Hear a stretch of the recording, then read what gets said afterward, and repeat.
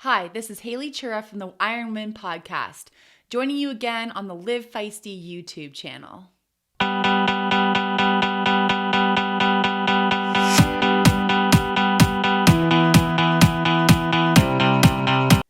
Today I'm joined by a previous guest of the podcast, Abbie Fish.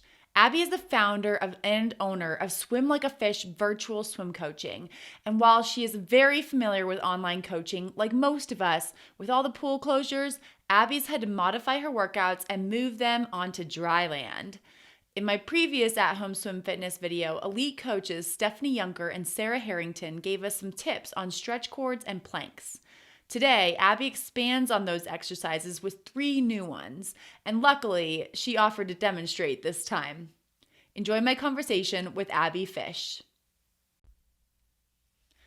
Hi, Abbie. Welcome back to the IronWomen podcast. We talked to you, I think, last December, which feels like 7 years ago now. So some of our listeners and our viewers, our audience might be pretty familiar with you, but can you give us a little refresher on your name, where you are, and your background professionally and athletically?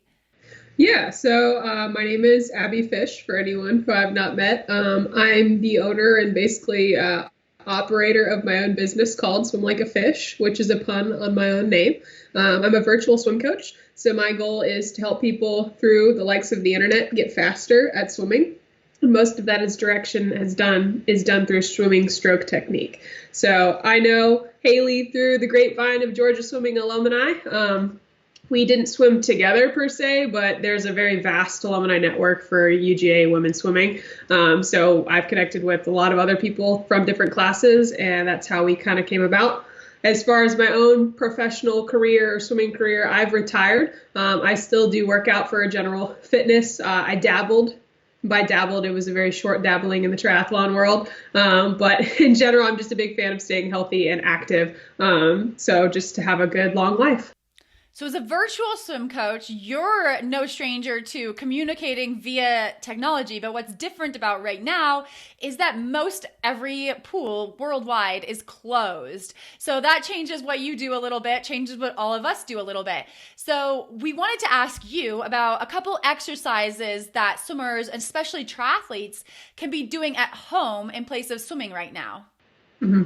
Yeah, so I came up with 3 different exercises, and I know that there's a lot of coaches out there that are trying to figure out, if it's a triathlon coach or if it's a swim coach, like what to do when swimmers don't have pools. And there's a lot of stretch cords exercises. There's a lot of people talking about planks, and I mean, all those things, I'm not diminishing them whatsoever. But for me, it's like, well, how do you keep it interesting? Because at the end of the day, you're doing a plank every day and you're not really sure when the pool is going to open. It's just kind of hard to stay motivated. So I came up with 3 different exercises that are just modifications of maybe regular dryland exercises, but they just mimic more of the swimming strokes just to keep it exciting and fun. And that's what I was bringing to you guys today.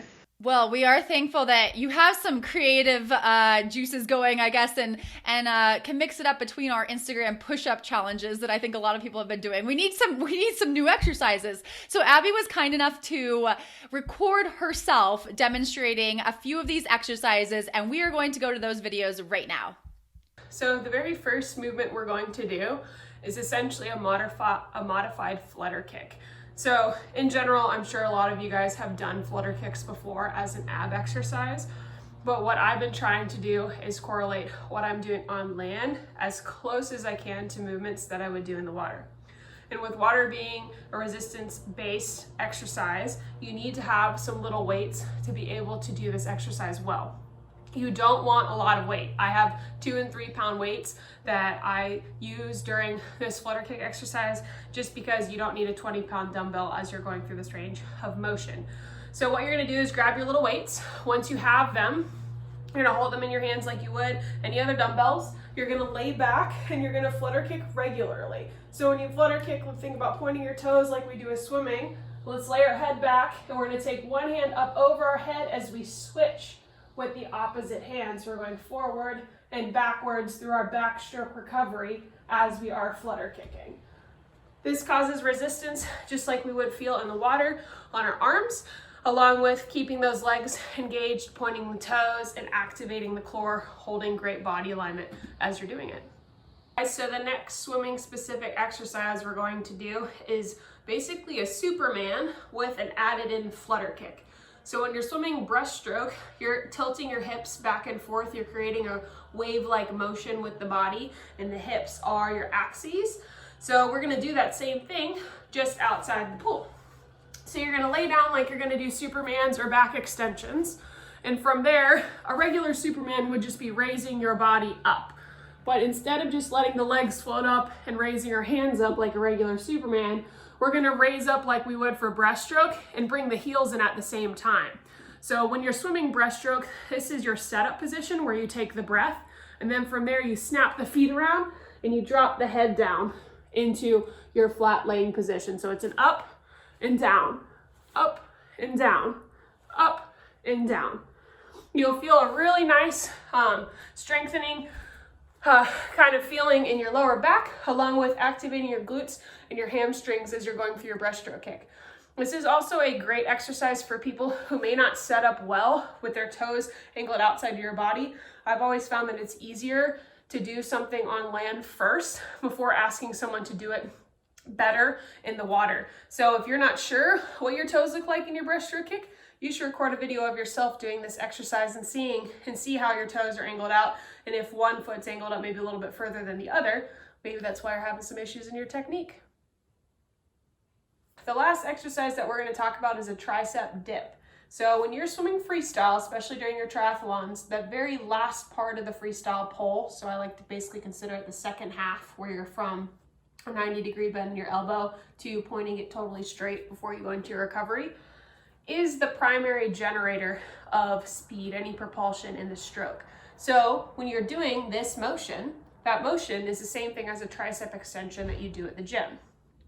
Tricep extensions can be done in a lot of different ways. The easiest ways I've found is by using something that's slightly elevated. So I'm used to using the side of my couch. When you're doing tricep extensions, you can make them easier by bringing your feet in closer towards your body, or you can make them harder by walking your feet out to a 90-degree bend or even out to straight legs. It's your choice depending on how hard you want to work today. So I'm going to show you what it looks like with just a 90-degree bend in your knees to start, going down to a 90-degree bend in your elbows, back up to standing. I would start when you're doing tricep extensions on land with not a ton of reps. Your tricep muscle itself is not that large, so it can get taxed very easily. I would start with like 6 to 8 reps, maybe 2 or 3 rounds of that, doing it 3 times a week.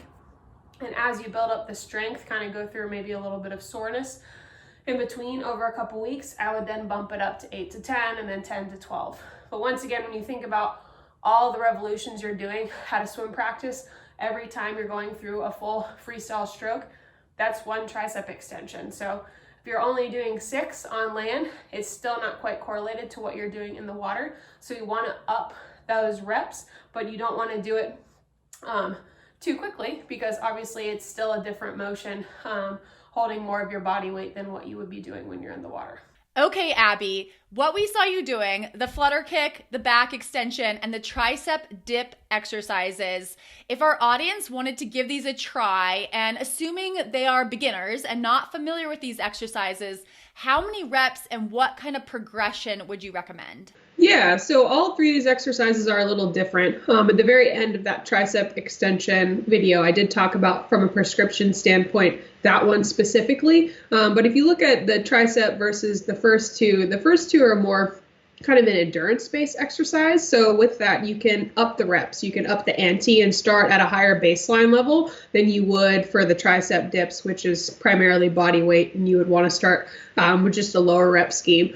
So if you can do flutter kicks right now, so say you do flutter kicks, you do abs and they're involved in your workout, and you can do them for a solid maybe 30, 45 seconds, that's where I would start when you add in the weight. I wouldn't start going for a minute, 2 minutes, etc. Until you're very kind of clean and comfortable with feeling, 30 seconds straight flutter kicking. And then from there, you add in the extra 2 to 3 pounds on top for the arms, and it'll just give you a little bit of an extra challenge.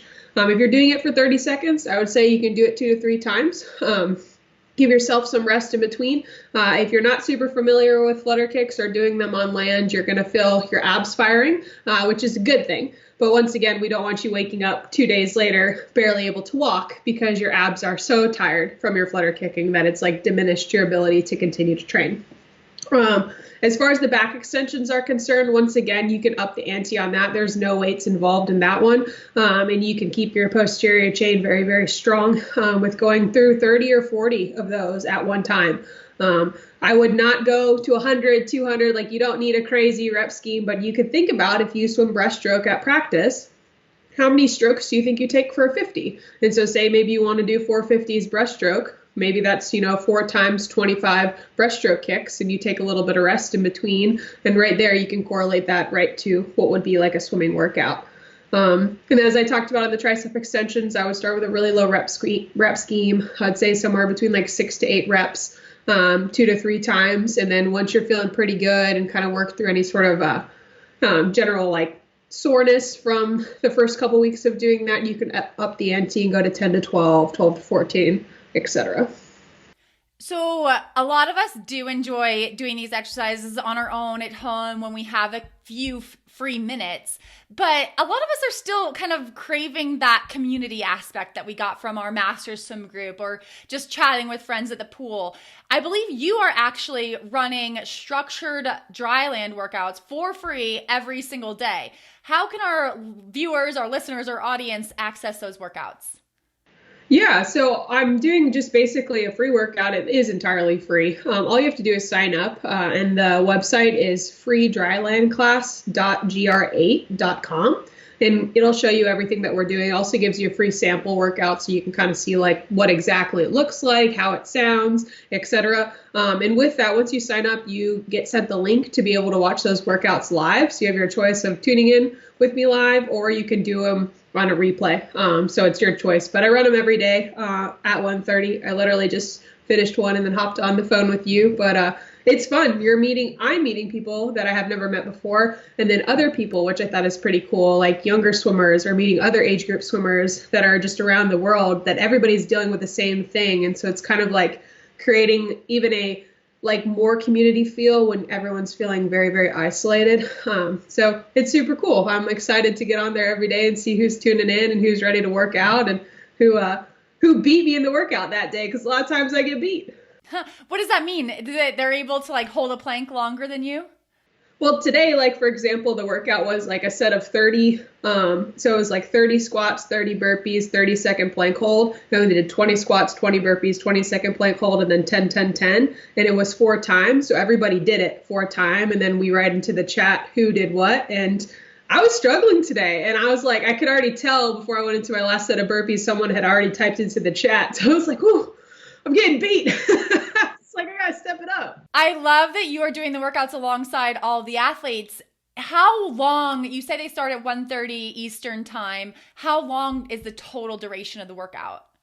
I originally marketed them as like 30 minutes, but then when I realized the amount of like instruction that needs to happen, because like I can't guarantee for sure that you're on there every day or your foundation level is as good as, so-and-so. So it was really like, took me like 15 minutes away from like the warm up mobility stuff and instruction. So I was like, it's really not worth a workout if you're only getting like 10 minutes. So they're pushing about 45 minutes, and then Saturdays sometimes can get a little bit longer, but people always have the option. Like they do stop at some point. It's like, okay, you want the best bang for your buck right now, stay tuned. But if you want to go, I understand too. So 45. Everyone they have a Zoom call. They got to get back on there. They're like, oh, I got to put my like jacket back on and go into my conference call. But this is a great opportunity for all of our audience triathletes. It sounds like any level of swimmer can participate. So thank you for putting these out there, and thank you for sharing a few exercises with us that we can add into our swim at home routine. Yeah, no problem. Thanks for reaching out, and I'm always glad to help you guys out. Thanks again to Abbie Fish for being my guest and showing us all 3 more exercises that we can be doing to maintain some swim fitness from the comfort of our own homes. Thanks again for watching, and happy indoor swimming to all of us.